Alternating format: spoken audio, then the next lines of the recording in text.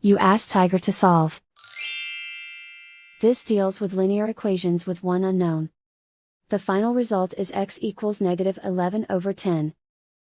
Let's solve it step by step. Group all x terms on the left side of the equation. Add 5x to both sides.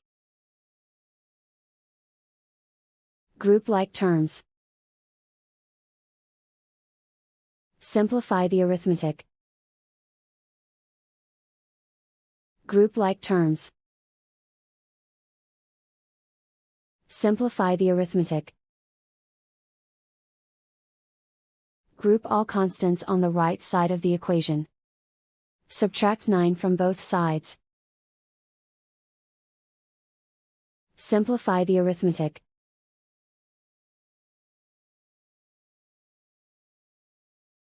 Isolate the x. Divide both sides by 10. Simplify the fraction.